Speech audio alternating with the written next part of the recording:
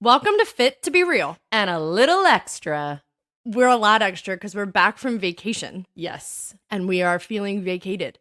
We are feeling vacated. Before we get into this episode, I just have to say, and Carly can attest to this, I have been doing, well, she can't attest to this part, I've been doing the cold shower plunges. Yeah, I definitely. Wait a second. No, I can't attest to that. I was not there. I don't know anything about this. No, but I've been doing the real tip of doing and trying the cold shower plunge for like 20, 30 seconds at the end of each shower. And I've been doing that since we put that episode out, which was one of the beginnings. One of the beginnings. In the beginning. And I was able to just run in the ocean. That I can attest That's to. what I was going for. Okay, well, don't say that I was attesting to you and being in the shower. It's good that you said it twice. That's good.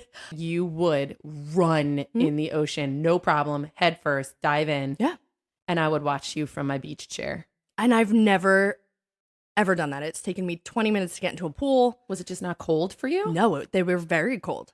But I've regulated my response to my body's alarm when you feel that freeze for the first time. Like even when it goes to your toes, you already know it's too cold, you back off. Yeah. And then you try to get it to your That's ankles. what I do. It's torture. Takes forever. Yeah. With the showers, even though it's 20, 30 seconds, you train your brain and your body to change its reaction or response, not to react, to respond to the cold. And it's basically what we're going to talk about. It's breath work. So this podcast is really working for you then? I'm doing fabulously. You should try that too. And also, we are talking about living in the present moment. And how hard it is. And then also how to try to start doing it. Yeah, tips and tricks on how to live in the now.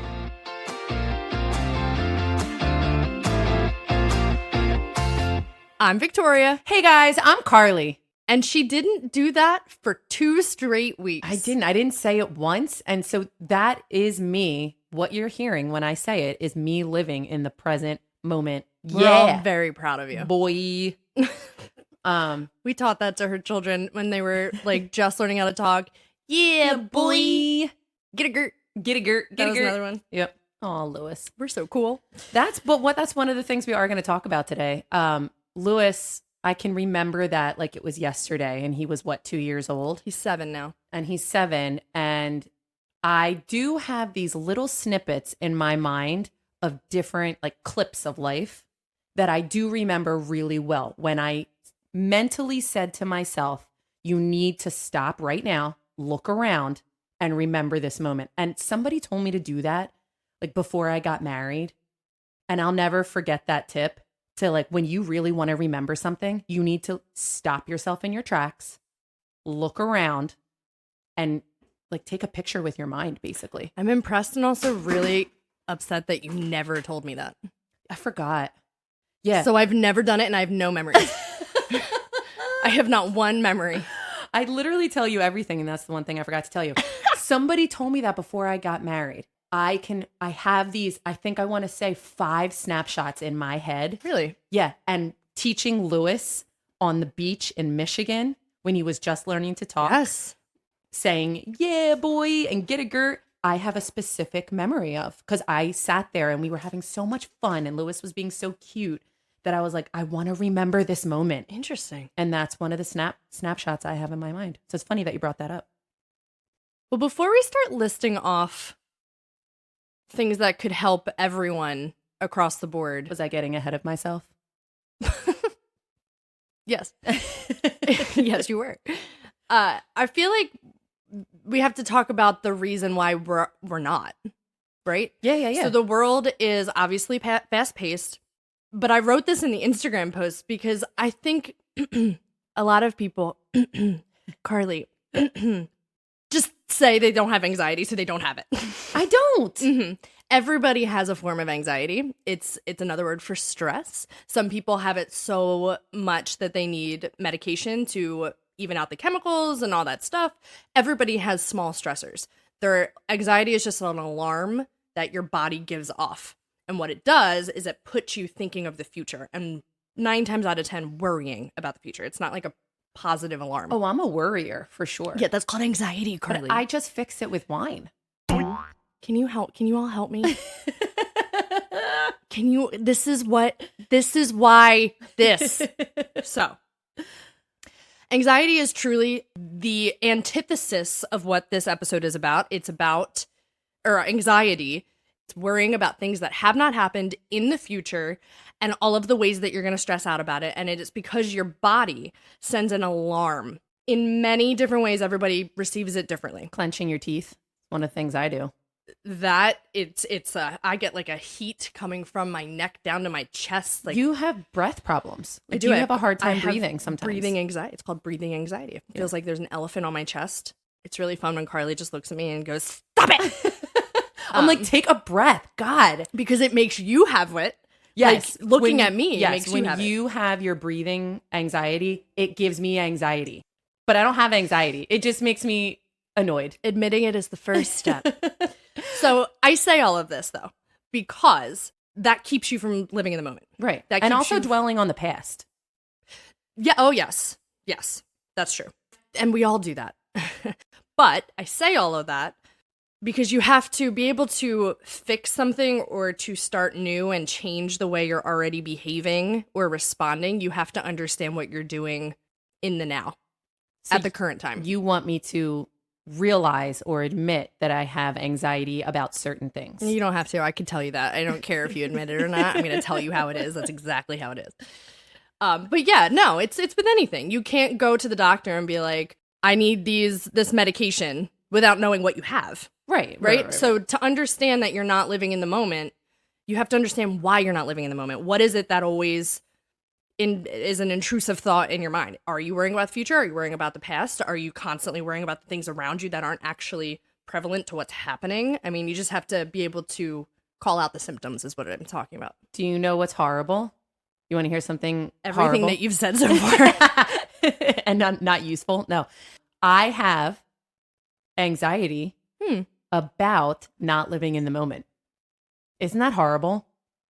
I, after the fact, have a very sad, like I just have sad feelings about not living in the moment at a time in the past. So you like crash. It's like a drug. Mhm. Like you're so worried so about up. everybody having fun in that moment, yeah, and then yeah. the moment's over and you're crashed from Yes. the drug. And then I get so upset that I'm like, oh my God, I just missed it. Yeah. Because I was already thinking about how I needed to make this moment the best moment that I missed the moment. Did everybody hear that she said she has anxiety though?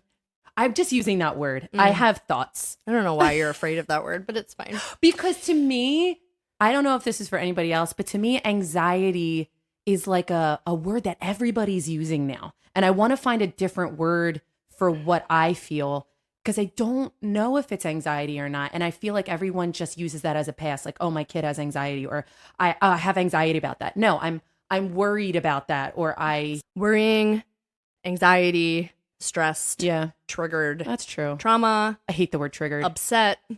You're also just hearing about it more I because think, people yeah. are talking about it No, more. I think that's true. It's been something that has been so taboo, just like therapy. It's so taboo. Don't talk about that. You need therapy. There's something wrong with you.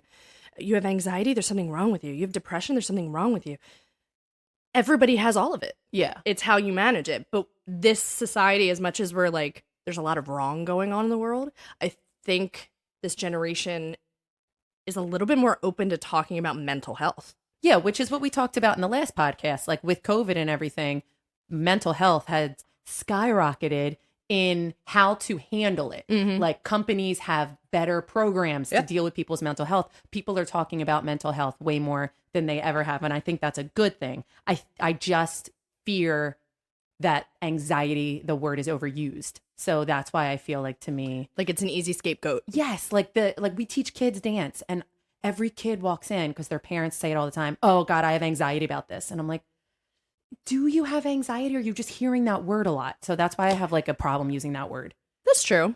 I think people take a good thing of understanding something and run with it and then turn it into the masses of now it's like a word to eye roll about. Is that what you mean? Yeah. Yeah. In any case, you have it. So it's fine. Whatever you want to feel about it is fine. You have it to a smaller degree. You do not need to be medicated. Shut up. It's fine. In any case, talking about the present moment, I saw an Instagram. Meme. Yeah, I guess Video? a meme. It's just like text. and it said, I want to feel so good that I take a mental health day because I don't want to be at work and ruin the mood. Say it again. Like, I want to feel so good. I want Uh-huh. to take a mental health day because I don't want to go to work. I feel so You feel good. so good. Not, I Yeah. need a mental health day. I'm stressed. I can't go to work. You want a good mental health day because you're just feeling Yeah. amazing. Yeah. And I feel like I that love that. is such a good way to do a mental health day as well. I think of mental health days as like, I just can't today. I need to recover. Yes. I need to recover. I'm having a bad day. I'm having a rough day. I can't get out of bed. Whatever it is. But it could also go, if we twist everything, if you're Yeah. able to twist your brainwaves to think about things, a mental health day could be like kind of what mom did to us when we were When little. we were little. Yeah. We're going shopping. She didn't want You're us not to go going to to school. You're not going to school today. We're going to New York to see a Broadway show. That's We'd be why like, we're so good at math. we had a lot of mental good health days. We did, but we lost them, so we have to get them back. Yeah. So yeah, there are some really good tips that we found. And by we, Carly found all of these. We were on vacation and I was really trying to, for me, be off my phone as much as I could. I didn't post a lot. You may have seen pictures from the shore. I did not post nearly as much as I would have. That's true. And I took a few days off because to me, that's just something that I do every day. And people are always like, oh, I always feel like I'm on your vacation. And I'm like, I don't like that. Like I wanted to take some time off. My phone told me I was down my screen time 89%. Whoa. 89%. And I thought I was still on my phone a decent amount. So that I was like, oh my God, That's how much you're on it. that's how much I'm on my phone all the time. The fact that I was down 89% of my screen time and I was still on my phone. I like that was your wake-up call, but your children saying mommy's face is in the phone for all of their school reports didn't do it. It's because we work on the phone to put it Yeah, can you just clarify. throw that in there? I'm not just like taking selfies like I've said before. I'm legit posting or working or responding to emails. But if I heard Dean, my 4-year-old, say, Mom, well, I was trying to avoid that because he says it all the time because I'm constantly not living in the moment. Yeah. And it's passing. And I didn't want that to happen on this vacation. I wanted to watch you go in the ocean with the kids and me sit on the chair. And that's what I wanted to be exactly aware what for. happened. Yeah. So, yes, she had time to look for this article. Thank you. On my phone. On your phone. Amazing.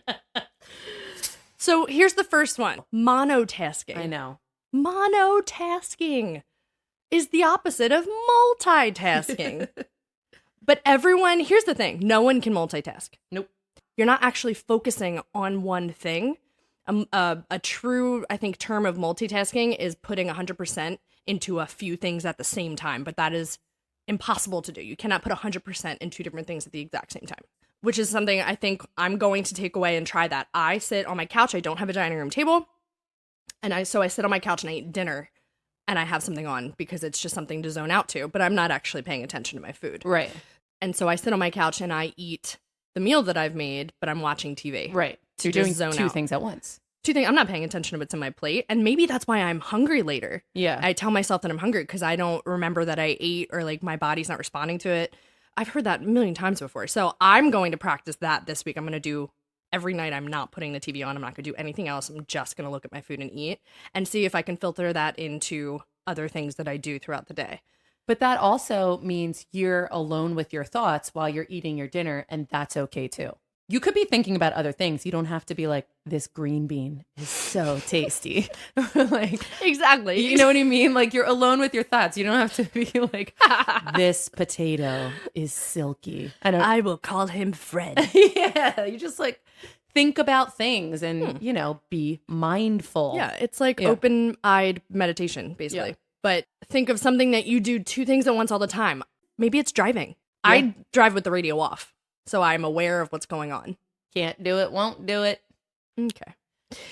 I also do that because our career is loud noises, and I need quiet. Yeah. So if I'm in the car, that's a nice way to just focus on what I'm doing. And I'm obviously not like, that car's green. Like I'm thinking of things, but I do it in the quiet. It's such a good way to be aware. Yeah. All right. I have a twofold one. The first one is smile. I think it's called a twofer. Twofer. The first one is smile, but do it intentionally. So stop She's smiling like an idiot right now. Intentionally. But if you smile with intention, you will find that all of a sudden, daily, you'll just be smiling, like not silly smile, but like because you feel happy. It a comes habit. from within. Yeah. And the more you do something, the more it becomes routine, the more it becomes consistent. And when you smile, it's because you are looking at something or you're feeling a certain way and it's intentional. So if you smile more, at first it's going to feel a little silly because you're like what Victoria just did to me, sitting and smiling. But at first you have to think about it. And second, it will just become habit. And the other part of this, to listen. When you become a better listener, you are living in the present. When you are talking to somebody, I am guilty of this all the time.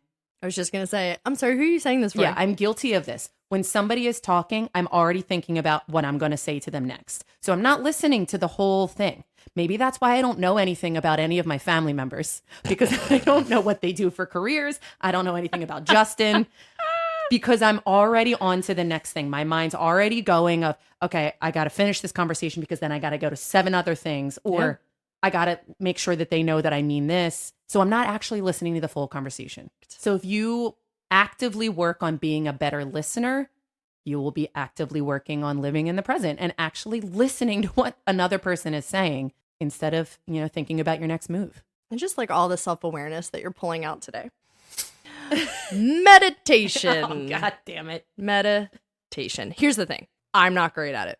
Yes, you are. No, I'm not. Part of my yoga teacher training, I'm now in a second round. It's 300 hours. It's the same homework we had for the 200 hours, 5 minutes of meditation a day for the month. And then we talk about it. I can't get through a couple days in a row. Number one, putting it into your schedule is important. Yeah. Daily. You also have to not get frustrated when you have a million thoughts coming in and you think you're supposed to have absolutely no thoughts at all. Carly's raising her hand really, really high. What I'm learning and what I've been told enough to it's finally sinking in is that meditation is not to think of absolutely nothing and have a dark blackness in your mind and there's nothing happening and then you levitate. Meditation. Oh, Karma's a B. Oh, she's super fair. That's what, in my mind, I'm like, man, I should be meditating so hard right now. I should be like lifting off the ground. No. Meditation, the point of it is that you have thoughts come in, you acknowledge the thought, say, thank you, moving on, focus on your breath. Another thought comes in, thank you, moving on, focus on your breath. And then eventually, not in the 1 5-minute day, eventually over days and days and days and days of time, the thoughts become less and less. Just like the smiles become more and more, the thoughts become less and less. It's this sense of awareness and centeredness and presentness that meditation brings. The goal is to focus on your breath at all times. So when it comes to meditation, I actually count for 4 and I exhale for 4, and that's my focus because my brain is everywhere. Right. And I get frustrated, then I stop. And then I get mad that I stopped. And then the next day, I decide to not do it at all. I've been better since vacation, coming home from vacation, which is less than a week, making sure I set a timer. I set a timer for 5 minutes. Set a timer. Minutes. Yeah. There's a second part to this that is also a separate tip that I'm going to twofer, and it's journaling. Sorry. So what you do is you meditate for 5 minutes. Whatever comes to mind, stream of consciousness, you write down. Not necessarily in your meditation, you have to remember everything you thought about. You just get a pen, put it to paper, write some things down. 9 times out of 10, I'm like, what the heck am I going to write? And then I'm like, oh my gosh, I'm going to be late for work. Yeah, I have to stop writing. Word vomit. Yeah. Yes, because there's so much that comes up that we're not aware of. So the more the meditation happens and the more the gratitude journaling, a lot of it's, you can do it in the morning for how you want to start your day. You could also finish the end of the day with it. That's a second piece of meditation. Yeah. It doesn't have to be sitting in the quiet with, a mudra. I'm sorry. A mudra? Well, I didn't moo like a cow like you did. The heck's a mudra? It's called a mudra. Oh my God, you're the problem with the world. No, but I am the stereotype of yoga. When you talk about the meditation, the Shavasana is the death of me. When it's supposed to be like bringing you back to life, it is the death of me because I have such a hard time. You need to think of your breath. You need to just say inhale and exhale. Yeah. That's all. Like say those words in your head. Inhale, exhale. That's what I'm going to do. That's what I'm going to do the next Shavasana. A mudra, look it up. It's a hand motion. It's like a power pose for your hands. So just look it up. I'm not explaining that. The more you meditate, the more enlightened you feel and aware you feel, and the more you will learn to be in the present moment because you get aware of your body, you're aware of your breath, you're aware of the sounds around you, you become aware of the smells around you, and you're not really focusing on that to begin with. It just, that's what comes from it. The next one, be grateful for what you have now. That is a huge one, I think, for living in the now. It went along with journaling. I was going to suggest you do it at the end of the day.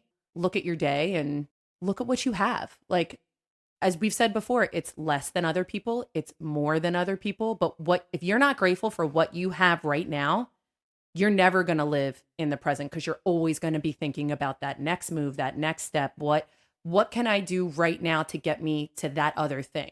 And so I think all you have is now. Right now is all you have. Be grateful for it. You could get hit by a bus right now. Yeah. Walking out of here. There are no buses on the street. But that's that whole, like, you may not wake up tomorrow. That could 100% be accurate in any way, shape, and form. So why are we stressing about tomorrow when it's not promised? I know. It may not come. I just feel like all of this will just make you feel lighter, for lack of a better word. Like, just think about being grateful. Are you yelling at yourself? Yeah. I'm like, literally, where's the mirror? Like, just be happy for what you have. What are those that Instagram meme, talking about Instagram, that says, like, do you have a roof over your head? Do you have a family that loves you? Do you have food on the table? Guess what? You're good. You're good. Yeah. That's a really good life. You have friends? Awesome. That's an amazing life. Be happy for that. Be thankful for that. And that's living in the present, which is sometimes hard to do when you're always wanting the next thing. More and more and more. I think of that every time I fill up my water bottle. I'm not a water aficionado. Like, all water tastes the same to me. Wait, can you say that? Aficionado? Oh, I say it like mom. It's wrong. You do. Aficionado. It's aficionado. I know. Dad was making fun of us for that because apparently mom's been saying it wrong for like forever. 70 years. Wait, aficionado sounds like some Latin lover. Oh, I'm going out with aficionado tonight. I'm mad at everything. Well, in any case, I hate you. And also, all water tastes the same to me. So when I fill up my bottle from my tap water, I think of Flint, Michigan, who has had horrible water for years. I watched the documentary years ago on Netflix. I don't think it's changed any. And their water they have to buy bottles. And I think about that all the time. And I'm like, God, I'm so lucky. I'm so lucky. And that's just water. I know. That's just water. Like, so what we have, we have so much. We literally have so much. Yeah. We could use a lot less. Yes. Have you seen your closet? Whoa. Not clothes, just other stuff. This is also not talking about material items. Noticing what you have around you. Notice how you're feeling. Notice the feels you have. I mean, literally, I was sitting on the beach. I was talking about that snapshot, and I was looking at the circle of my family. You know, the kids were in the ocean. Andrew was playing with the kids, and I was like, Andrew was building sandcastles. Actually, Victoria was building sandcastles with the kids. Andrew was playing soccer by himself. That's when I thought about this podcast, because I was like, man, look at what we have. I'm sitting on the beach. Well, how lucky am I? Like, get off your phone, look around, and just be grateful. And then the moment passed, and I posted a selfie. But I think Dean said, Mom. I was like, God darn it, Dean. You're ruining the moment. This one is simple enough, right? Reduce distractions. And I would say the biggest distraction is people's computers and phones and stuff like that. So a very obvious way is at dinner time at home and at a restaurant with your family, or even if you live by yourself, put your phone in the other room. I know. Take the distraction away so that even if it rings, it's in another room. You'll get to it right after dinner. and the temptation to just grab it with your hand. Oh, let me just check this real quick. No, you don't have to do that. No. You really don't have to do that. I know. We do that all the time. Like the kids will be at dinner and saying, oh, what's the weather going to be like tomorrow? And Andrew will grab his phone to check the weather. I'm like, we don't need to know right now. Yeah. We're at dinner. You don't need to pick up your phone and check the weather. That's not something we need right now. Yeah. You just ask mom because she tells us the weather all the time. But that's an easy one. Like reducing a distraction where you're not in the present moment. Reducing a distraction if it's an unhealthy person in your life. Yeah. Get rid of the toxicity person. That goes deep. But it doesn't have to just be cell phones, even though that's probably the easiest one and the most distracting for everybody across the board. Get rid of it for the moment you want to be in the present. Even if it's just a conversation with someone on the porch. Don't bring the phone with you. Yeah, why? We didn't have that 50 years ago. Why do you need it? And I think we knew each other and connected better 50 years ago because of these phones. As much as it's great that you can look up anything on Google and have an answer. But take the distraction away to actually connect with the people around you or connect to yourself or live in the moment. You don't have to go sit in the grass. Yeah. Just take away what usually takes up most of your time and your focus. And your next tip is called mindful scrolling. So when you are done with that cell phone distraction, You pick the phone back up. you pick the phone back up. Okay. So if you are at the end of the night in bed on the phone or in the morning, like just say that's when you scroll, like when normal people do, mindfully do it. Honestly, realize, hey, I'm on my phone scrolling on TikTok. Say it out loud.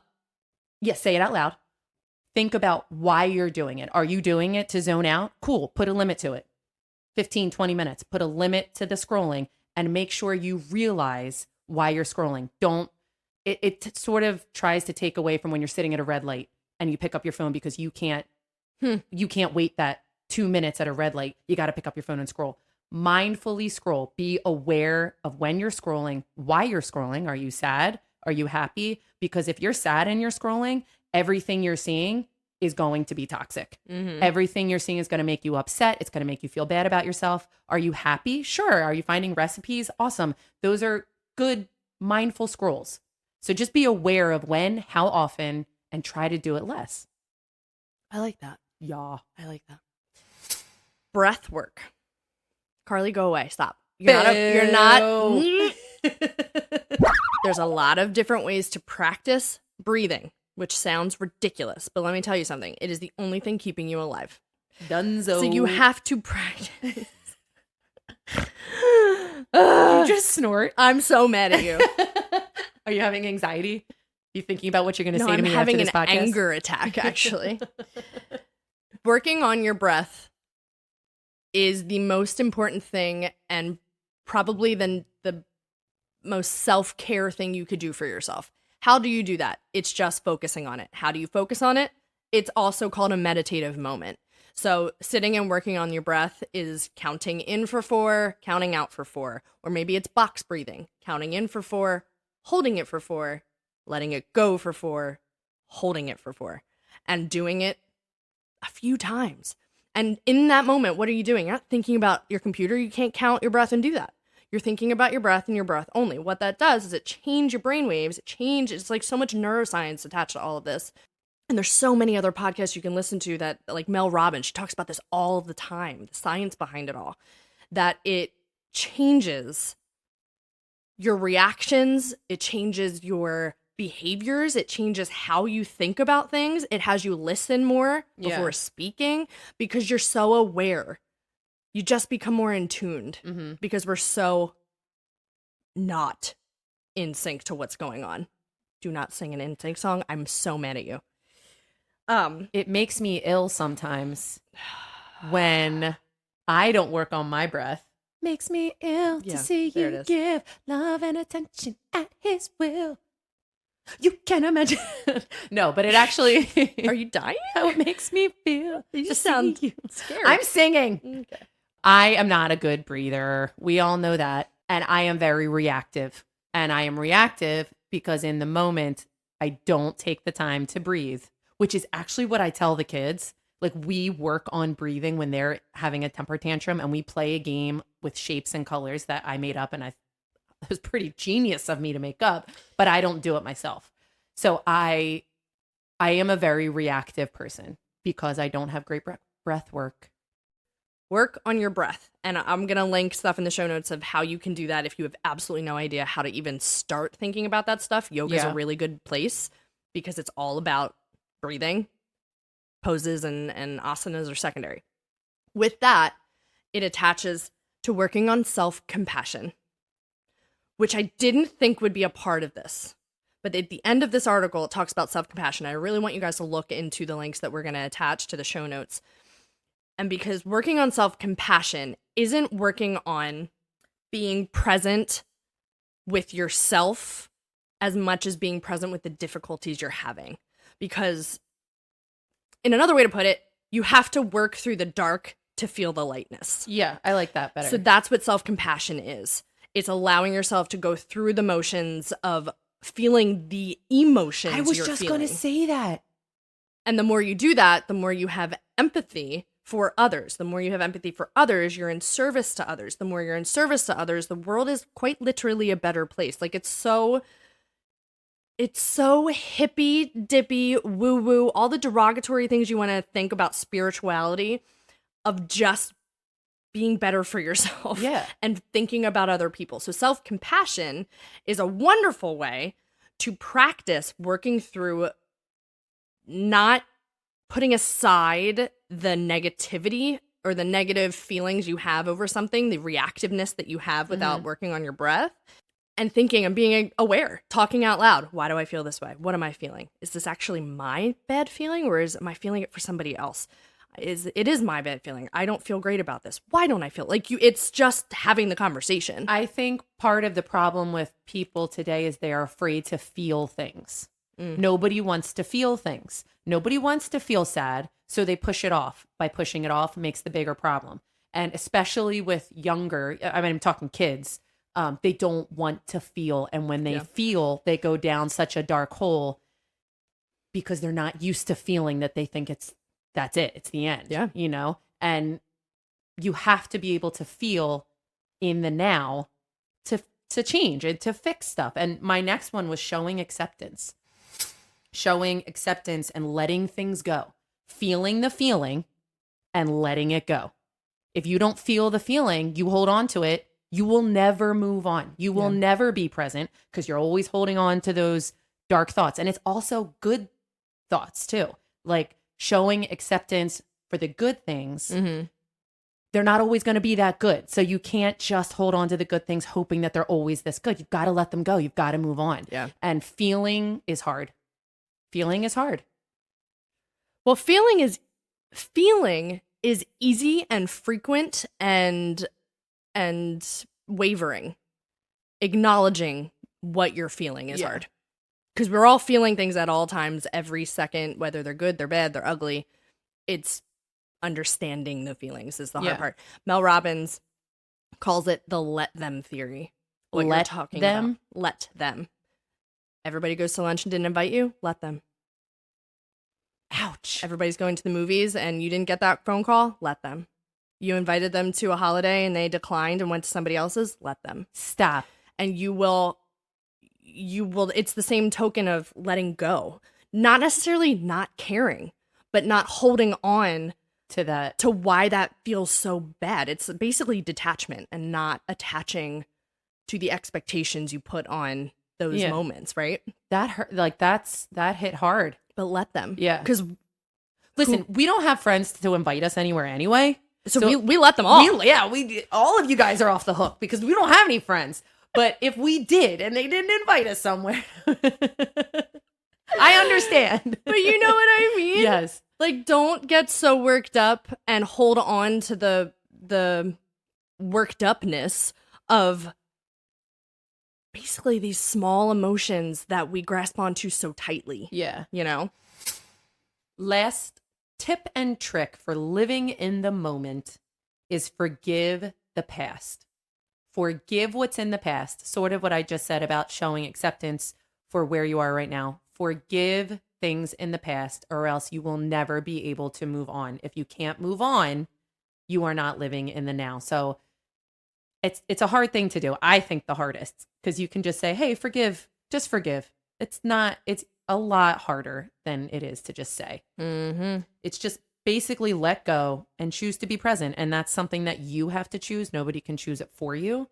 You have to forgive. Nobody can forgive for you, but it's something that you have to do on your own. Are you saying that to me? It's something that you have to. It's true. And it is so hard because we have attached ourselves to the expectation of whatever something disappointed us with. I had something happen to me in high school, actually, which we might talk about on another podcast. And it was done to me. And that is their fault. The impact that I have held on to for all these years, that's my fault. Mm-hmm. Because I have never forgiven what happened. Mm-hmm. And that I've never moved on from it. So I think that is, as hard as that is, you'll never truly be able to live in the moment if you can't forgive and let it go. It's their fault they did it. It is your fault that you held on to it. You know what helps with that though? Therapy. Yeah. Boom. No. You can't just like boom it. You gotta like go do it. Oh. It's not a big trauma, but it was something that I've held on to. Okay. It is. Okay. It's big trauma. That I've just held on to. And it is hard for me to get past certain events, certain feelings, certain people, because I've never fully moved on from that. But that's my fault. The impact that it's had on me is my fault. And that's something that I have to let go to live in the now. And that's what I'm all about at 37. Living in the now, because you never know. I think we all know that it's time for Carly on the spot. Jenny on the block. If you listen to the blooper reel, you'll understand what she's referencing. So if you haven't listened to episode 29's blooper, go do that now. But we're still playing Carly on the spot. So a big piece of anything you want to change in your life is accountability. So whether you are able and have the power to hold yourself accountable, that's amazing. If not, you usually go to somebody else. So we are all the Fit to Be Real squad going to hold Carly accountable. She does not look happy. I have to tell you all, she looks really, really upset. 1, I hate being on the spot. 2, continue. And we would all like to know what you are going to practice for 1 full week out of everything that we said. What you are actually going to make an actionable change for 7 days. And next episode, we're talking about it. Okay. Give me a sec in the now. We talked about so much. Yeah, I know. Well, tell us.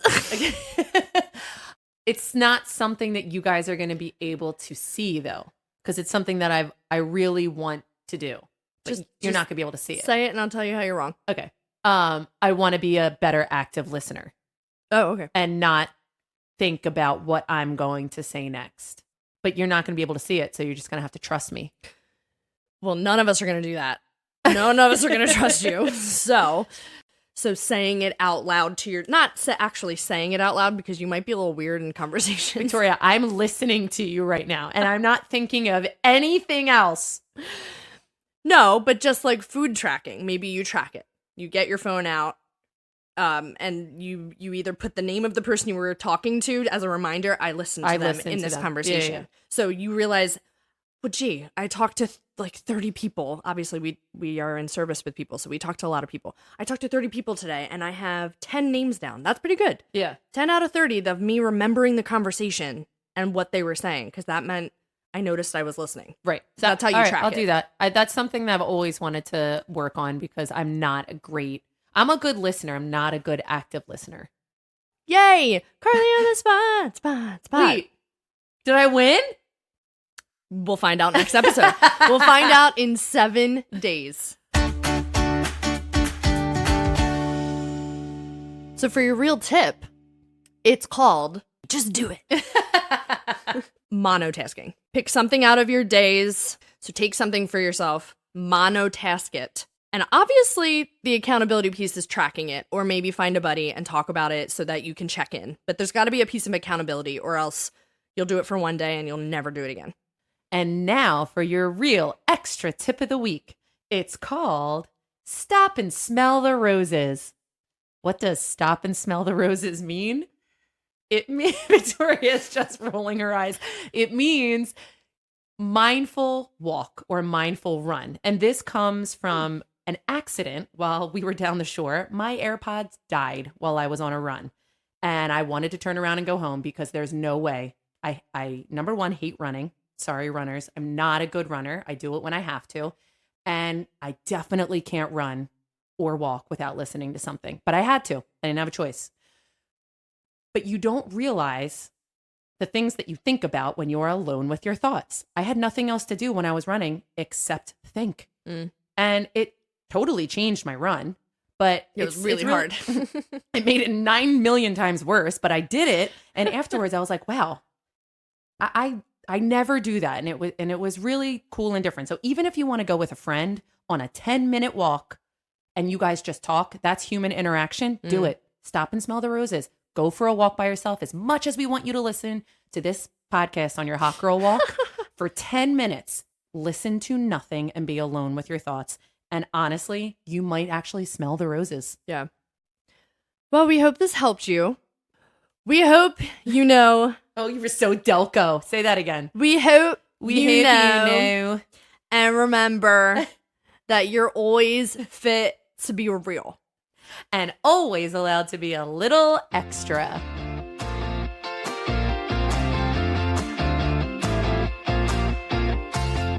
I'll call you on pal on my phone with my towel. And we'll laugh.